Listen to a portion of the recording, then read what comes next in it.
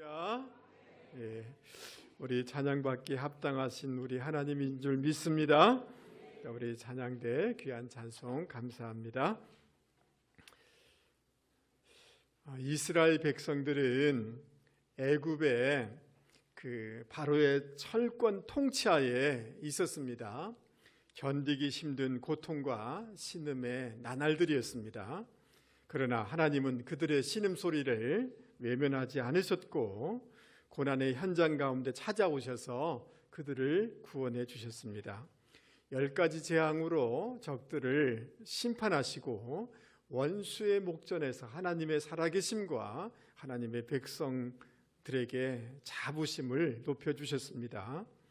뿐만 아니라 추격해오는 애굽의 군대를 홍해에 수장시키시고 하나님의 백성에게는 홍해를 마른 땅같이 통과할 수 있는 기적을 베풀어 주셨습니다.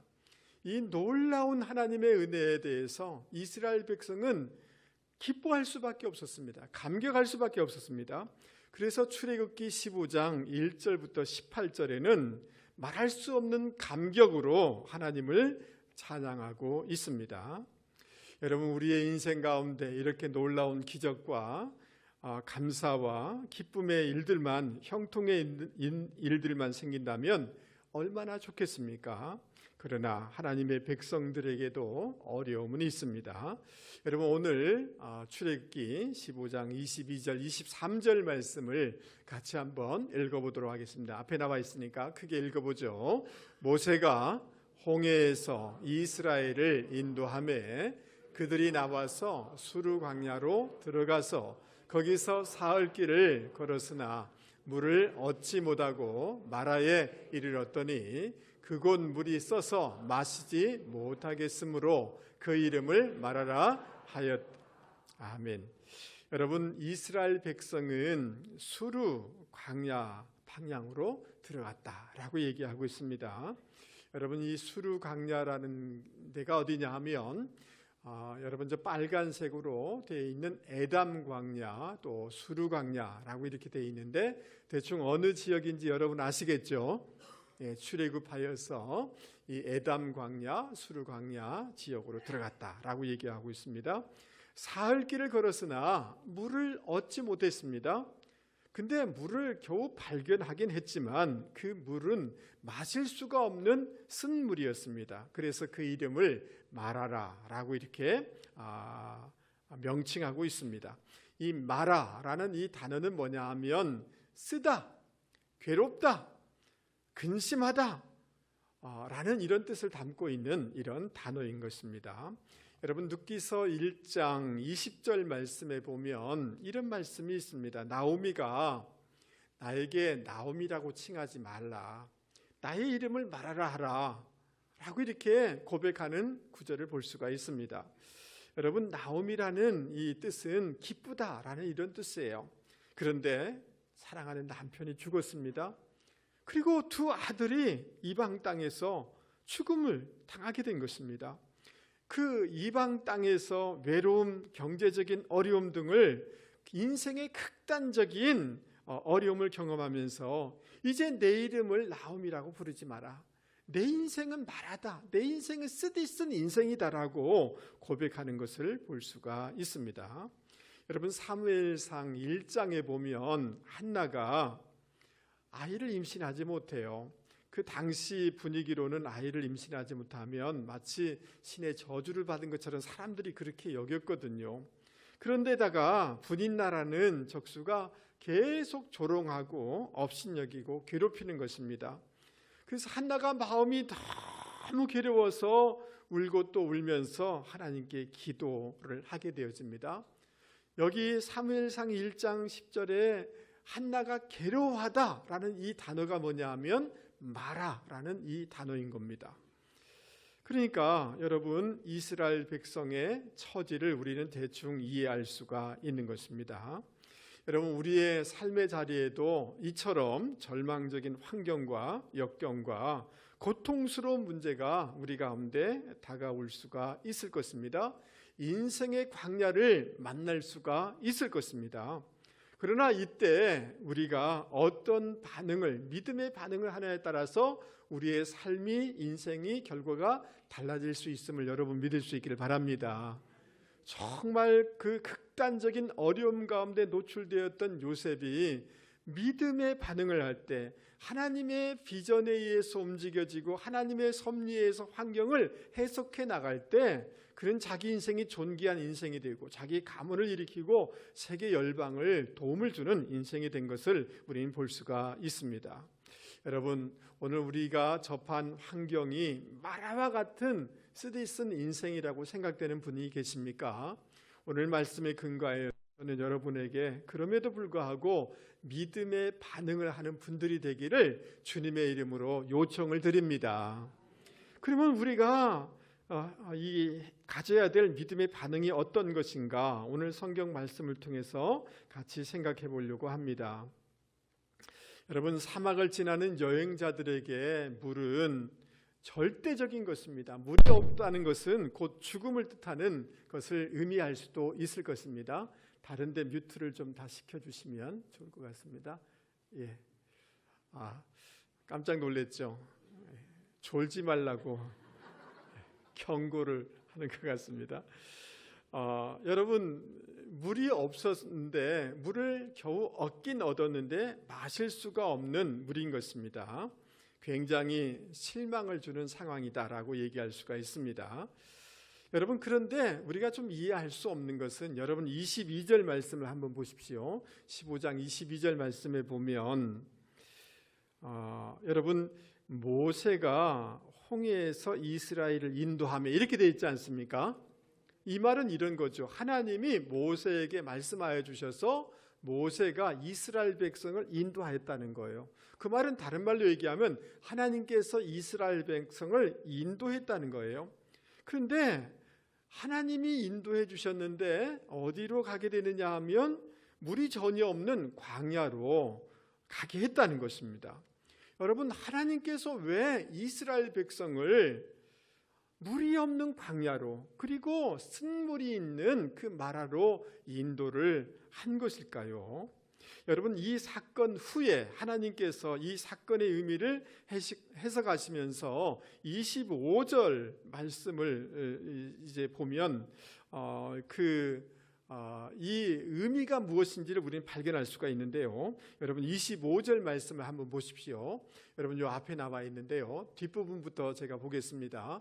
거기서 여호와께서 그들을 위하여 법도와 율례를 정하시고 그들을 뭐 하실세? 시험하였다라고 말씀해 주고 있습니다. 이 낫사라는 이런 단어입니다. 여러분, 이 시험이라는 이 단어는 어디에 사용되느냐 하면 하나님께서 아브라함에게 독자 이삭을 바치라고 시험하셨잖아요. 그때 쓴 단어예요. 하나님은 그 아브라함을 시험하신 이유는 뭐냐 하면 그를 더 성숙한 신앙으로 세우기 위해서, 그의 믿음을 측량하기 위해서 연단하신 것임을 우린 잘 알고 있습니다. 그러니까 하나님께서 지금 이스라엘 백성을 물이 없는 광야로, 그리고 쓰디쓴 마라로 인도하신 이유는 하나님의 백성들이 하나님의 가나안 땅에 들어가 그 축복을 받기에 부족하지 않는 백성으로 만들기 위하여서 훈련하셨다, 시험하셨다, 연단하셨다라고 이해해야 될 구절이다라고 할 수가 있는 것입니다. 할렐루야. 여러분, 하나님은 마태복음 4장이나 야고보서 1장을 참조해 보면 우리에게 파괴를 주는 그런 시험, 즉 템프테이션을 하는 분이 아니십니다. 하나님은 우리를 생산적인, 건설적인 인생이 되도록 우리를 테스트하는 분이신 거죠. 할렐루야. 그 시험을 하신 후에, 테스트 하신 후에 우리가 더 성장하고 또 다듬어지도록 하기 위해서 하나님은 우리 가운데 여러 가지를 노출시키셔서 우리를 훈련하신다, 연단하신다, 시험하신다라고 얘기할 수가 있는 것입니다. 그래서 야고보서 1장 3절 4절 말씀은 이렇게 말씀해주고 있습니다. 우리 같이 한번 읽어보겠습니다. 시작. 이는 너의 믿음의 시련이 인내를 만들어내는 줄 너희가 알미라.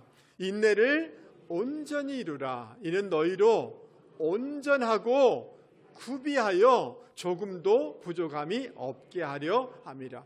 하나님이 우리 가운데 시련을 주시는데 이 시련을 통해서 우리가 믿음으로 인내하다 보면 우리가 온전하여지고 모든 것을 감당할 수 있도록 구비되어지고 이렇게 하나님 앞에 귀하게 사용되는 사람으로 세워지게 된다라고 말씀해주고 있는 것입니다. 여러분 신명기 8장 2절에도 이렇게 말씀해주고 있습니다. 뒤에 보면 너를 낮추시며 너를 뭐하사 시험하사 내 마음이 어떠한지 그 명령을 지키는지 아니 지키는지를 알려 하려 하심이라. 여러분 하나님께서 이스라엘 광야를 지나게 하신 이유는 뭐냐면 그들을 겸손케 하기 위한 거라는 거예요. 그리고 하나님 들어쓰기에 부족하지 않는 상태가 되었는지를 측정하기 위해서 하나님이 시험하신다라고 말씀하고 있는 것입니다. 여러분 저를 한 번만 보시겠습니까? 여러분 저와 여러분 안에는 깨어져야 될 자들이 있다는 것을 여러분 인정하십니까? 아닌 것 같은데요. 여러분 우리 안에 다듬어져야 될 영역이 있다는 것을 여러분 인정하십니까? 예. 하나님은 하나님의 눈으로 볼 때 그거 다듬어져야지, 그거 깨어져야지 더 귀하게 사용할 수 있고 하나님의 복을 온전히 누릴 수가 있는데 우리는 그것을 몰라요. 인식하지 않아요.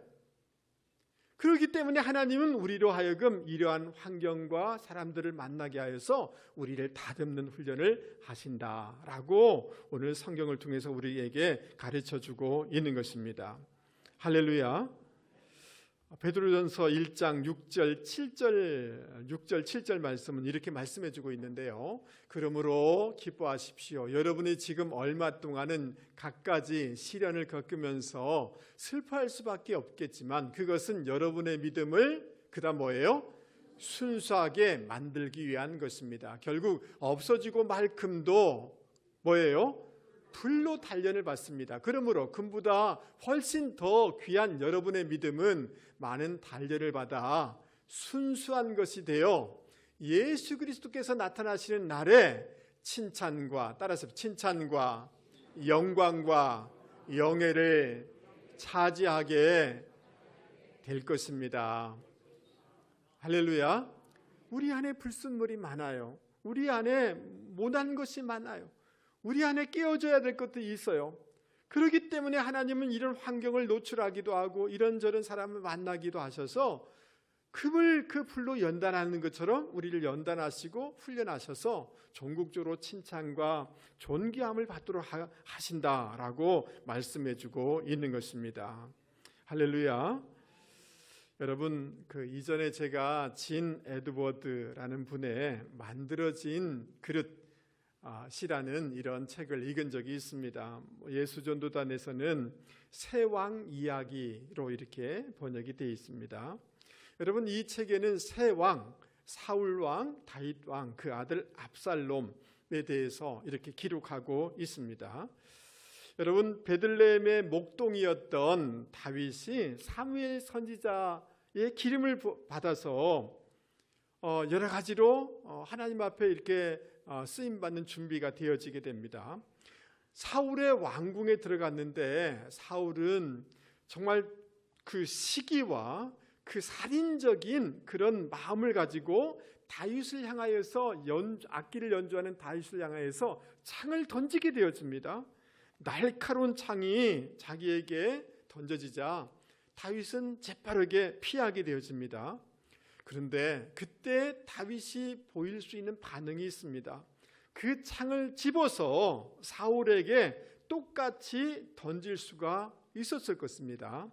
만약 그같이 하였다면 사울은 물리칠 수 있었겠지만 그 자기 안에 있는 사울과 같은 똑같은 성정은 제거되지 아니하고 괴물과 같은 다윗이 될 수가 있었을 것입니다.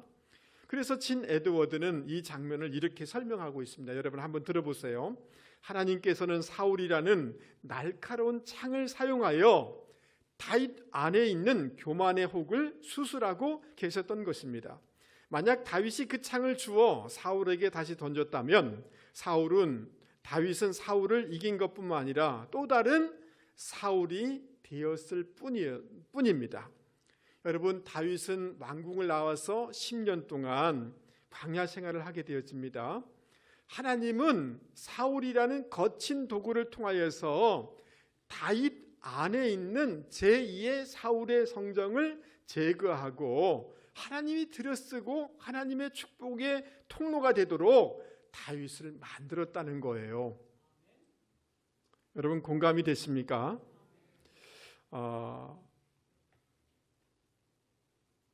여러분, 나중에 압살롬은 이 백성들의 마음을 이렇게 빼앗아서 반란을 일으키게 되어지죠. 근데 압살롬은 다윗의 젊은 시절보다 훨씬 유능하고 굉장히 외모도 수려했습니다. 그러나 그에게는 끼어짐이 없었습니다. 그에게는 훈련이 없었습니다.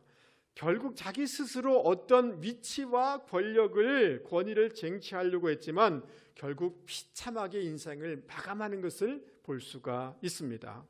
여러분, 이 책을 통해서 우리에게 주시는 교훈이 있어요. 우리는 이런 마음이 있어요. 왜 나를 높은 위치에 안 세워줍니까? 왜 나를 인정해주지 않습니까? 라고 이렇게 얘기하기 쉽습니다. 그리고 불평하기 쉽습니다. 하나님은 그거 이전에 우리가 다듬어지기를 원한다는 거예요. 할렐루야. 우리 안에, 우리의 삶의 현장에 나를 괴롭히는 사울, 나를 배신하는 압살롬을 통하여서 우리를 다듬기를 원하시는 것이 하나님의 계획이라는 거예요. 뜻이라는 거예요. 우리가 어떤 어떤 높은 위치에 있는 것보다도 하나님을 신뢰하는 사람, 하나님이 마음껏 들었을 수 있는 사람, 하나님의 복을 받아서 흘러가게 하는 축복의 통로가 되는 그런 사람이 되기를 하나님은 원하신다는 것입니다. 할렐루야. 그러므로 사랑하는 성도 여러분, 저를 한 번만 보시죠. 오늘 여러분의 상황 가운데 정말 억울한 상황을 겪고 있는 분이 계십니까? 아니면 여러분의 직장과 여러분의 삶의 자리 가운데 나를 찌르는 어떤 고통스럽게 하는 사람이 있습니까? 아니면 너무나 고독한 그 외로움을 겪는 분들이 계십니까? 이러한 그 상황 가운데 하나님이 허용하시는 까닭은 뭐냐 하면 내 안에 있는 불순물을 제거하고 하나님이 온전히 들었을 수 있는 그릇으로 만들기 위한 하나님의 훈련이라는 것입니다. 할렐루야. 그리고 나를 정말 힘들게 하는 사람은 나를 훈련시키는 훈련소 조교로 하나님이 허용하셨다라는 이러한 믿음의 반응, 믿음의 관점을 가지고 살아갈 수 있는 저와 여러분이 되실 수 있기를 바랍니다. 할렐루야. 우리 옆에 사람한테 얘기 한번 해보겠습니다. 이것 또한 의미가 있습니다. 여러분, 지금 직장에서나 가정에서나 정말 어려움이 있을 수 있어요. 자녀를 키우는 게 보통 어려움이 아니에요. 여러분, 왜 내 자녀가 이렇게 나를 힘들게 하는가? 여러분, 자녀는 하나님이 우리 자녀를 선하게 인도하여 주실 줄 믿습니다. 그러나 그 자녀를 통하여서 나를 훈련하고 있는 거예요. 우리 가까운 사람을 통하여 나를 다듬고 있다라고 믿음의 반응을 보일 수 있는 저와 여러분이 되기를 바랍니다. 할렐루야. 하나님이 우리를 더 크게 사용하기 위해서, 하나님의 복을 담기 위하여서, 하나님의 복을 담아서 주변에 흘러가도록 하는 그런 축복의 통로가 되도록 하기 위해서 하나님이 나에게 훈련을 시키신다, 나를 연단시키신다라는 믿음의 반응을 가지고 살아가는 저와 여러분이 되실 수 있기를 바랍니다. 1차 원적으로 반응할 수도 있어요. 여러분, 이렇게 할 수 있을 겁니다. 아니, 저기 교회가 문제야, 나라가 문제야, 직장 이게 문제야, 우리 남편이 문제야, 단순하게 이렇게 하면서 탓하면서 지나가면 여러분 합리화시킬 수는 있을 거예요. 그러나 내가 성장할 수가 없어요. 하나님의 복을 담을 수가 없는 거예요. 믿음의 사람은 믿음의 반응을 해야 되는 줄 여러분 믿을 수 있게 바랍니다. 아이들이 막 나를 힘들게 해요. 학교 갔는데 학생, 교사에게 힘들게 해요. 하나님, 아이들도 다듬어져야 되지만 이것을 통해서 나를 다듬고 있는 줄 믿습니다. 나를 더 큰 그릇으로 만들고 있는 줄 믿습니다. 여러 가지 예상치 못한 질병과 어려움들이 이것을 통해서 나의 믿음을 견고하게 정금같이 나오도록 다듬고 있는 줄 믿습니다 라고 믿음의 반응을 하면서 살아가는 저와 여러분이 되실 수 있기를 바랍니다. 여러분 24절 말씀을 한번 보십시오. 백성이 모세에게 원망하였다라고 얘기하고 있습니다. 뭐 했다고요? 원망하였다. 이 원망이란 단어는 고집이 세다라는 뜻을 담고 있어요. 중얼거리다, 계속해서 불평하는 거예요. 그리고 밤새도록 머물다라는 이런 뜻을 가지고 있어요. 그러니까 이스라엘 백성이 원망했다는 것은 막 밤새도록 막 입에서 투덜거리면서 지금 지도자인 모세와 그 모세를 보낸 하나님을 원망하고 불평하고 있는 것입니다. 여러분, 바로 얼마 전에 그 입술로 하나님을 찬양했던 사람들이 아닙니까? 근데 조금 어려워지자 원망하고 불평하고 있는 것입니다.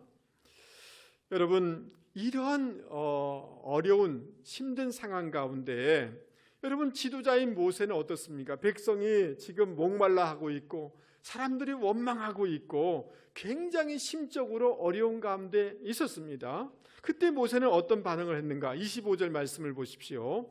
이 어려운 상황 가운데 모세는 오히려 하나님께 부르짖었다라고 얘기하고 있어요. 하나님께 뭐 했다고요? 부르짖었다. 따라서 한번 해보겠습니다. 차크. 부르짖다는 말은 차크라는 히브리어예요. 이 말은 단순하게 소리를 크게 내는 정도를 넘어서 생존이 걸린 절박한 상황 가운데 외치는 그런 소리인 것입니다.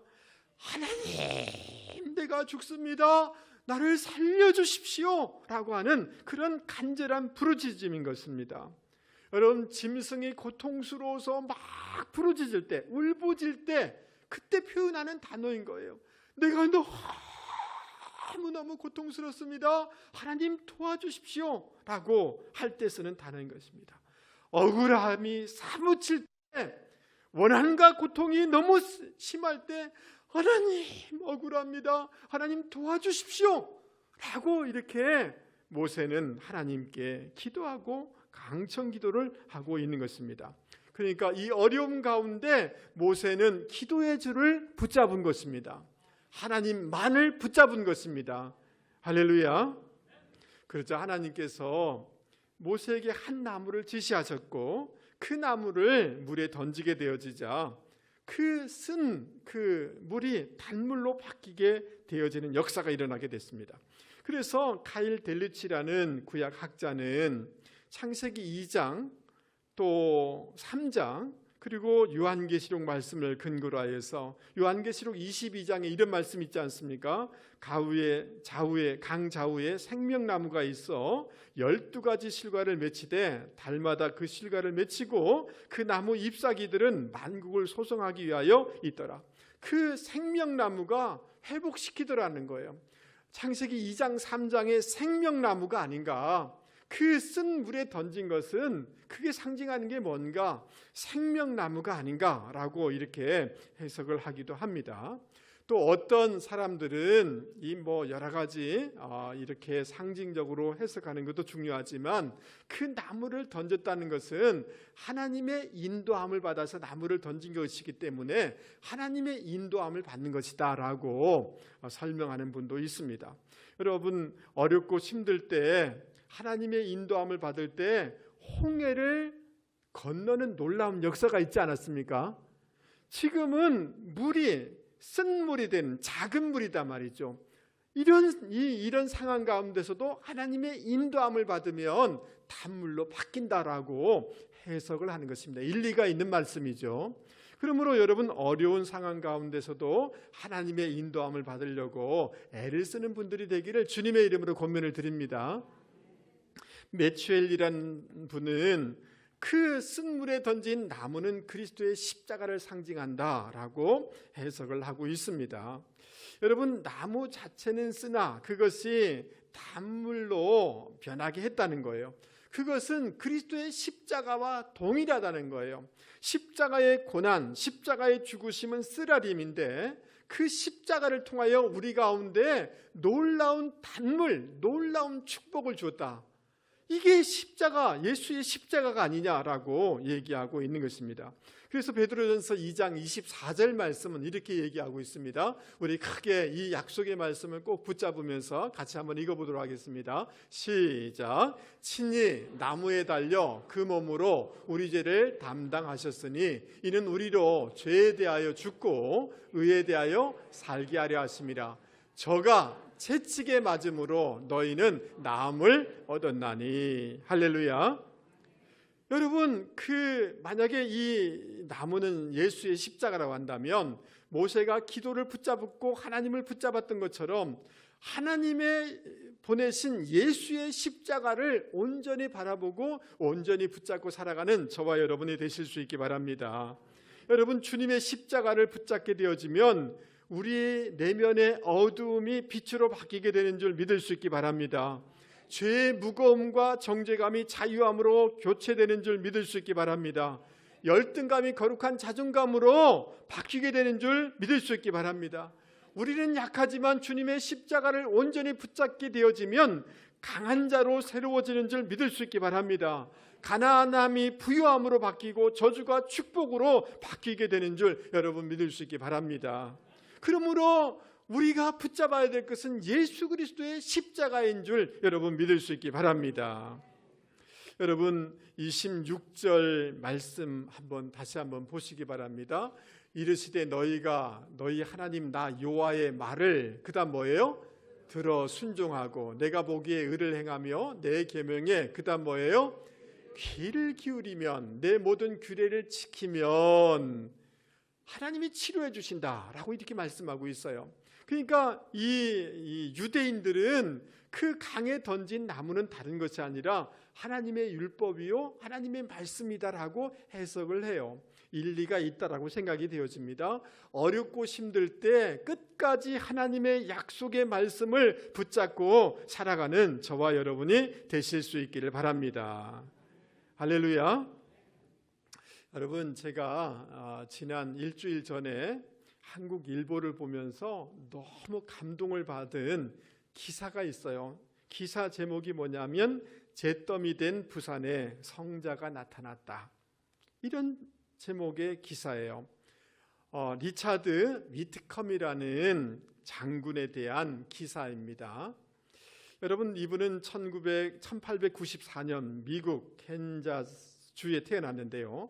당시 대부분이 그랬던 것처럼 기독교 가정에서 말씀을 이렇게 배우면서 성경의 가치관으로 이렇게 무장되어서 자랐습니다.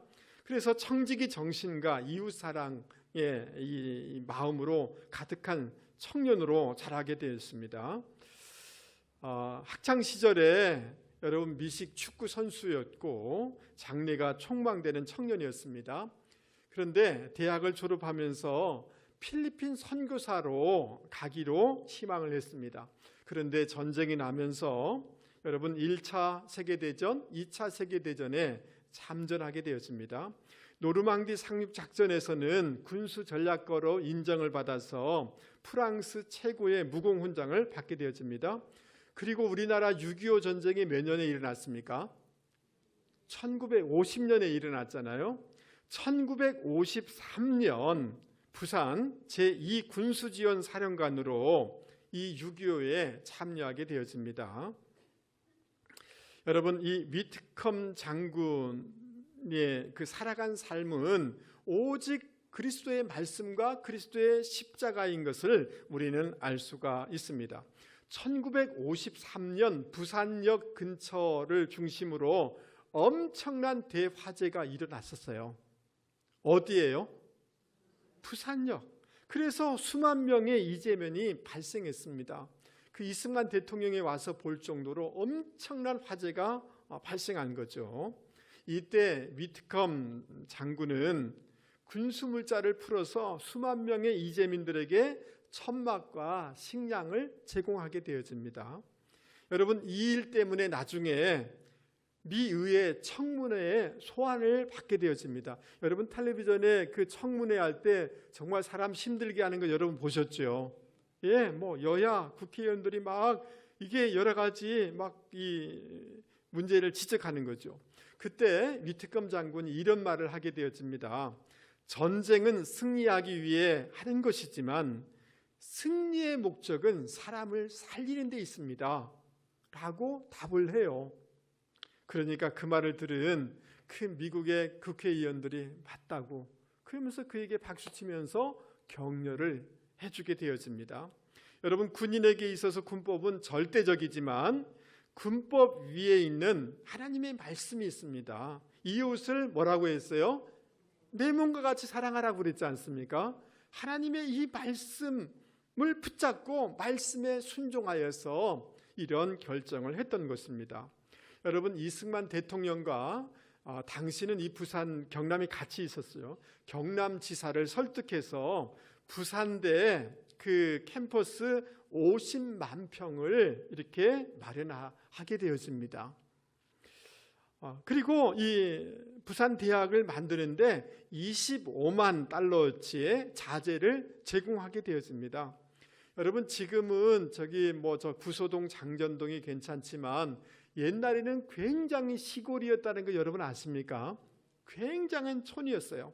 이게 학생들이 온천장까지는 올 수 있었는데 부산대학까지 너무 힘든 거예요. 그러니까 이 장군이 미국 공병대 부대를 동원하여서 온천장에서 부산대까지 길을 닦아줬다는 거예요. 그리고 여러분 저기 메리놀 병원 여러분 아십니까? 메리놀 병원 신축 건물을 지원해 줬습니다. 근데 1954년 영도 피난촌을 순시하다가 이 위트컴 장군이 만삭의 임산부가 그 보리밭에 숨겨서 아이를 낳는 비참한 장면을 보게 되어집니다. 그럴 수밖에 없는 게 옛날에 피난민이니까 한 방 안에 온 가족이 다 살잖아요. 거기서 아이를 낳을 수가 없는 거죠.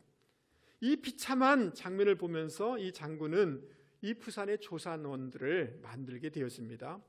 여러분 일신 기독병원 여러분 아십니까? 예, 이 병원 시 새 건물로 옮겨갈 때 위트컴 장군이 도와주게 되어집니다. 1954년 12월 정년을 맞이하여서 군복을 벗은 위트컴은 미국으로 돌아가면 안락한 삶을 살 수 있었지만 주님처럼 주님의 말씀처럼 빌립보서 2장 7절 말씀처럼 자기의 권위를 버리고 스스로 한국의 친구가 되고 한국인들의 종이 됩니다. 퇴역 후에 한국의 한묘숙이라는 여사와 결혼을 하게 되어집니다. 지금 그 부인 되신 분이 저 부산대에서 기증해 준 이 사진인데요. 여러분 이 자매와 결혼하여서 평생을 전쟁, 고아, 나병 환자, 가난한 사람들을 위해서 살게 되어집니다. 그리고 자신의 모든 연금을 구제 사업에 쏟아붓게 되어집니다. 임종할 때 자신에게는 재산이 하나도 없었습니다. 그 주님의 말씀 따라서 세상 소유를 배설물로 여기고 오직 그리스도만을 얻고자 말씀에 순종한 겁니다. 할렐루야.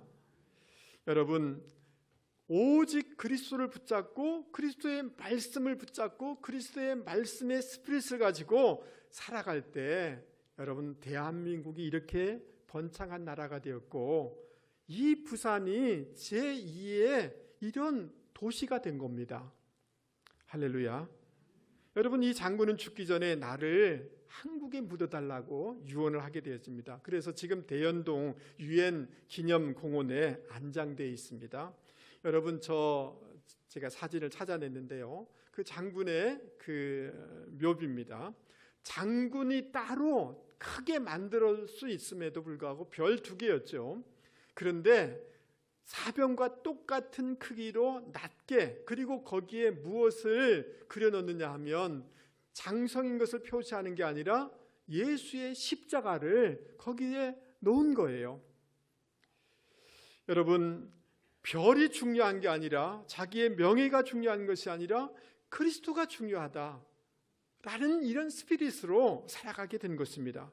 그렇기 때문에 여러분, 오직 그리스도, 오직 십자가, 오직 그리스도의 말씀, 오직 그리스도의 말씀 따라 순종하는 삶을 살아갈 때 오늘의 이 부산이 있게 되었다는 것을 여러분 기억하실 수 있기 바랍니다. 근데 여러분 얼굴을 보니까 별로 감동이 없어요. 근데 제가 가만히 생각해 봤어요. 여러분, 제가 군대를 어디 가느냐 하면 제2 군수사령부 소속된 부대에서 제가 근무했어요. 이 장군이 있었던 부대에 제가 근무했다니까요. 여러분, 이 장군이 세운 부산대학에서 제가 대학 시절을 보냈어요. 여러분, 우리 큰 아들이 어릴 때 많이 아팠는데요. 어디 갔느냐 하면 사택 바로 앞에 메리놀 병원이 있거든요. 그리고 메리놀 병원 일신기독병원의 도움을 많이 받았어요. 그러니까 제가 감동받게요, 안 받게요? 제가 정말 저 시골의 촌놈이 이렇게 놀라운 복을 받을 수 있었던 까닭은 하나님의 말씀대로 살려고 하고 그리스도의 삶을 본받으려고 했던 그 사람의 덕분으로 고재성이란 사람이 있게 됐다는 것을 깨닫게 되니 감사하고 감격할 수밖에 없는 거죠. 한 사람이 말씀을 붙잡고 그리스도를 붙잡고 살려고 할 때 여러분, 한 도시가 달라지고 여러분, 그 부산대학을 통해서 수많은 젊은이들이 곳곳에 나가지 않았겠습니까? 그 병원들을 통해서 여러분도 직간접적으로 도움을 받은 게 많을걸요. 그렇지 않을까요? 예, 여러분, 도시가 나라가 달라지더라는 거예요. 그러므로 사랑하는 성도 여러분, 어렵고 힘들 때 오직 기도의 줄을 붙잡고 살아가는 분들이 되기를 주님의 이름으로 권면을 드립니다. 뭐 사람한테 달려가서 좀 위로받으려고 이렇게 하지 말고 야곱이 정말 하나님만을 붙잡고 기도했던 것처럼 기도의 줄을 붙잡고 살아가는 분들이 되기를 바랍니다. 그 던졌던 것은 다름이 아니라 그리스도의 십자가고 그리스도의 말씀이잖아요. 예수 그리스도의 십자가와 주님의 말씀을 끝까지 붙잡고 살아갈 때 나로 말미암아 내 인생의 복을 받을 뿐만 아니라 우리 가정이 달라지고 가문이 달라지고 지역과 나라가 달라지는 놀라운 역사가 일어나게 될 줄 여러분 믿을 수 있기를 바랍니다. 여러분, 사람은 썩은 동아줄과 같은 거예요. 여러분, 무슨 권력 그거 교체되면 한순간에 다 날아가는 거예요. 그리스도를 붙잡고 그리스도의 말씀을 붙잡고 기도의 줄을 붙잡고 살아가는 분들이 되기를 주님의 이름으로 권면을 드립니다. 여러분, 사람에게 실망한 적 있어요, 없어요? 얼마나 사람은 약하기 때문에 붙잡을 줄이 아니란 말이죠. 하나님을 붙잡고 살아가는 분들이 되기를 주님의 이름으로 권면을 드립니다. 이 정도 하면 목사님 언제 설교 끝나요? 큰일 났어요. 여러분, 27절 말씀을 같이 한번 읽어보겠습니다. 크게 같이 한번 읽어보죠. 시작. 그들이 엘림에 이르니 거기에 물샘 12과 종려나무 70그루가 있는지라. 거기서 그들이 그 물 곁에 장막을 치니라. 아멘. 여러분, 마라를 지나서 조금 가보니까 엘림이 있는데 거기 오아시스가 있어요. 여러분, 정말 괴롭고 힘들었지만 가보니 물샘 12과 종려나무 70그루가 있는 거예요. 여러분, 10이라는 것은 완전수예요. 70이라는 것은 7 곱하기 10이에요. 완전한 축복을 뜻하는 거예요. 충만한 축복을 뜻하는 거예요. 지금 눈에 보이는 것은 광야고 눈에 보이는 것은 사막이고 눈에 보이는 것은 물이 없는 것이고 눈에 보이는 것은 쓴물과 같은 인생이지만 쓴물과 같은 광야이지만 그거 너머에 엘림의 하나님의 충만한 복을 예비해 놓고 있더라는 거예요. 근데 중요한 것은 그 마라와 엘림 사이의 거리는 10km밖에 안 돼요. 몇 킬로라고요? 예, 10km. 낙타 타고 2시간 가면 되는 거리란 말이죠. 오늘 여러분, 우리가 볼 때에는 절망이요 끝이요 아무것도 보이지 않는다 할지라도 믿음의 눈으로 이 너머를 볼 수 있는 저와 여러분이 되기를 바랍니다. 문제가 해결되지 않을 것 같다고요? 그렇지 않습니다. 10km 후에 하나님의 복이 있는 줄 여러분 믿을 수 있기 바랍니다.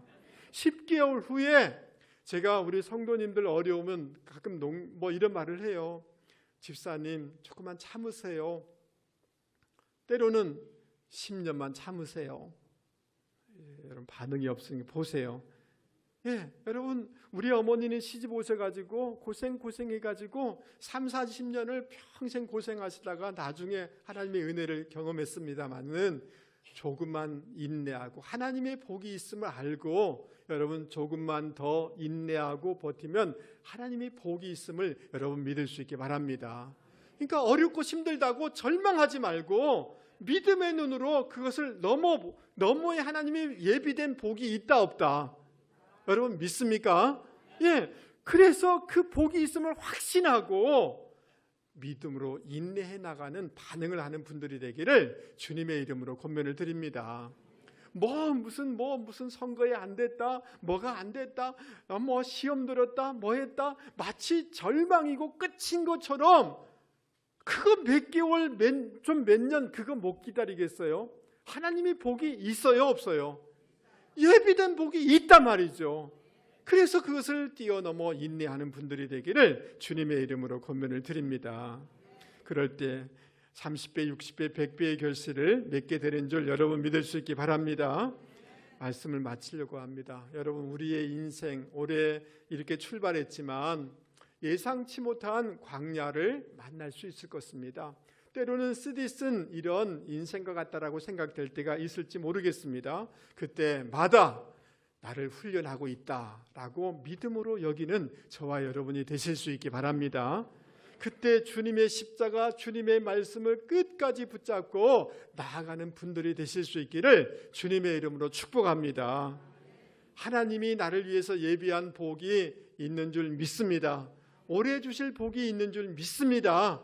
그래서 이 너머를 보시면서 믿음으로 인내해 나가는 분들이 되기를 주님의 이름으로 권면을 드립니다. 우리 말씀을 생각하시면서 같이